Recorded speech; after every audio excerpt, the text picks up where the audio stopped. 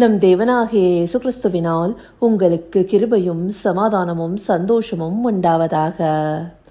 இன்றைக்கு நாம பார்க்கவிருக்கிற வேத பகுதி மத்தேயு 5வது அதிகாரம் வசனம் 3. Matthew chapter 5 verse 3. ஆவியில் எளிமையுள்ளவர்கள் பாக்கியவான்கள், பரலோக ராஜ்யம் அவர்களுடையது. இந்த வசனத்துல குறிப்பாக ஆவியில எளிமையுள்ளவர்களை குறித்தே நாம பார்க்க போறோம்.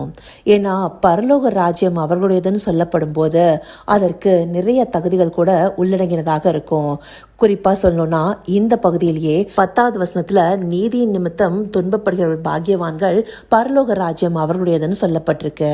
அப்படியாக பரலோக ராஜ்யத்திற்கு பாத்திரர்களாக இருக்கிறவங்க நீதிக்காக துன்பப்படுகிறவர்களாக இருப்பாங்க, தேவனுடைய கற்பனைகளை கைக்கொள்கிறவர்களாக இருப்பாங்க, ஆவியினால நடத்தப்படுகிறவர்களாக இருப்பாங்க, மனம் திரும்பின வாழ்க்கையில நிலைத்திருப்பவர்களாக இருப்பாங்க.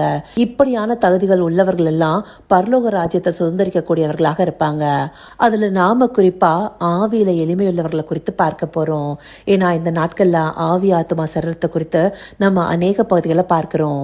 ஆவியில எளிமை காணப்படும் போது அது நம்முடைய ஆத்மாவிலையும் சரீரத்திலையும் பிரதிபலிக்கிறதாக இருக்கும். அப்படியாக இந்த ஆவியில எளிமையா இருக்கிறத எப்படி விவரிக்க முடியும், அதாவது எப்படி டிஃபைன் பண்ண முடியும், அதையும் நமக்கு ஒரு வேத பகுதி அழகாக விவரிக்குது. மத்தேயு 18வது அதிகாரம் துவக்க பகுதி எடுத்துட்டோம்னா அங்க சீஷர்கள் இயேசு கிறிஸ்துவின் இடத்துல போய் பரலோக ராஜ்யத்துல யாரு பெரியவனா இருப்பான்னு சொல்லி கேக்குறாங்க. அப்படி அவங்க கேட்கும் போது ஆண்டவராகிய இயேசு கிறிஸ்து ஒரு பிள்ளைய அவங்களுக்கு மத்தியில நிறுத்தி, நீங்க மனம் திரும்பி இந்த பிள்ளைகளை போல ஆகாவிட்டா பரலோக ராஜ்யத்துக்குள்ளார பிரவேசிக்க முடியாதுன்னு சொல்றாரு. சீஷர்கள் கேட்ட கேள்வியோ பரலோக ராஜ்யத்துல யாரு பெரியவனா இருப்பான்னு. ஆனா ஆண்டவராகிய இயேசு கிறிஸ்து முதலாவதாக அவங்களுக்கு எதற்கு பதில் சொல்றாரு? பரலோக ராஜ்யத்திற்குள்ளார பிரவேசிக்கிறதுக்கு என்ன தகுதி வேணும்னு சொல்றாரு. நாம மனம் திரும்பி பிள்ளைகளை போல ஆகலன்னா பரலோக ராஜ்யத்திற்குள்ளார பிரவேசிக்க முடியாது. அப்போ மனம் திரும்பி பிள்ளைகளை போல குணமுடையவர்களாக மாறுவதே ஆவியில எளிமையுள்ளவர்களாக காணப்படுவதின் அடையாளமா இருக்கு. சிறு பிள்ளைகள் எப்படி இருப்பாங்க? கள்ளம் கபடம் இல்லாம இருப்பாங்க. அவங்க இடத்துல வஞ்சனை காணப்படாது. உள்ளத உள்ளதுன்னு இல்லாத இல்லைன்னு சொல்லிடுவாங்க. அவங்களுக்கு மறைச்சு மாத்தி பேச தெரியாது.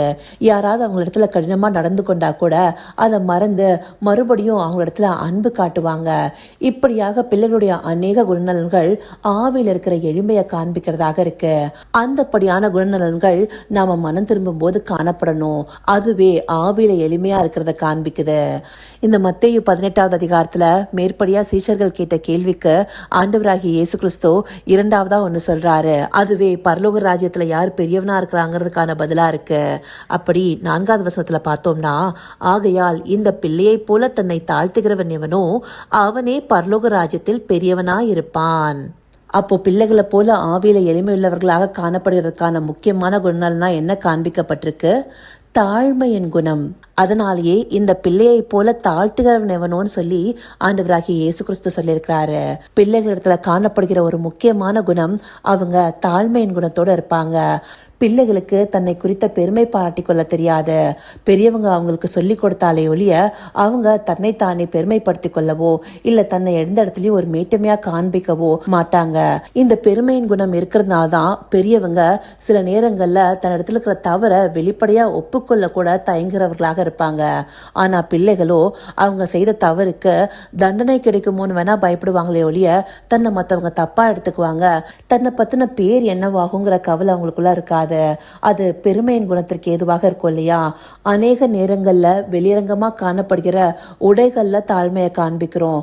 அதாவது எளிமையா உடுத்து வைக்கிறது மூலமாகவும் அதே போல நம்முடைய பேச்சுல தாழ்மையை காண்பிக்கிறோம். ஆனா சிலர் இந்தப்படியான தாழ்மையெல்லாம் வெளிப்படுத்திட்டு மற்றவங்க தங்களை என்ன நினைச்சுப்பாங்கிறதுக்காக அவங்க இடத்துல இருக்கிற குற்றத்தை ஒப்புக்கொள்ள யோசிப்பாங்க. இல்ல இப்படி செய்யும் போது நம்முடைய பேர் என்னவாகும்னு சில விஷயங்களை மறைத்து வைக்கணும்னு கூட நினைப்பாங்க. இப்படியாக நடந்து கொள்வது கூட தன்னுடைய பெருமையை நிலைநாட்டுவதற்கு இல்லையா? இந்தபடியாக இல்லாம ஒரு குழந்தை எப்படி தாழ்மையின் குணத்தோடு இருக்கோ அப்படியாக ஒருவர் காணப்படுவதே ஆவியில எளிமையுள்ளவர்களாக காணப்படுவது.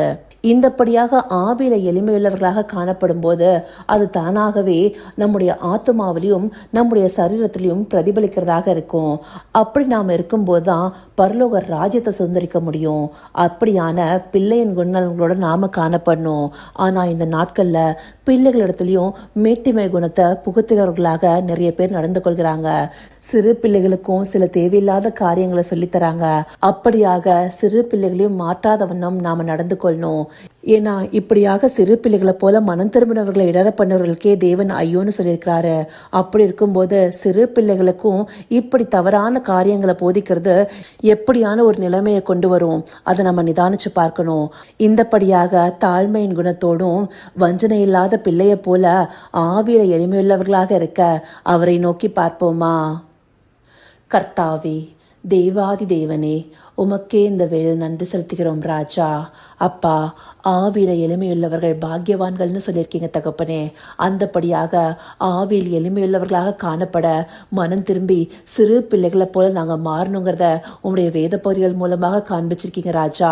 இதை அறிந்து கொண்டு நாங்கள் எங்களை சிறு பிள்ளைகளை போல தாழ்த்தி கல்லும் கபடம் இல்லாம எந்த ஒரு வஞ்சனையும் இல்லாம காணப்படணும் தகப்பனே. ஆம் ராஜா, எங்களுக்குள்ளார நாங்கள் அறியாத வண்ணம் ஏதாவது பெருமை குடிக்கொண்டிருந்தா அதை எல்லாம் இந்த நாள்ல நீக்கி போடுங்க தகப்பனே. நாங்களும் மனம் திரும்பி சிறு பிள்ளைகளை போல உம்முடைய ராஜ்யத்தை சுதந்திரிக்கக்கூடியவர்களாக மாறணும் ராஜா. அப்பா, அதற்கு ஏதுவாக தேவரீர் எங்களை நடத்தி அருளுங்க தகப்பனே. அப்படியாக சிறு பிள்ளைகளை போல தாழ்மையின் குணத்தோட வஞ்சனை இல்லாம ஆவியில் எளிமையுள்ளவர்களாக தேவரீர் எங்களை நடத்தி அருள போகிற தயவிற்காய் நன்றி. சகலவித துதி மகிமை கனம் யாவும் ஒருவருக்கே செலுத்துகிறோம். இயேசு கிறிஸ்துவின் மூலமாய் வேண்டிக் கொள்கிறேன் பிதாவே. ஆமேன், ஆமேன்.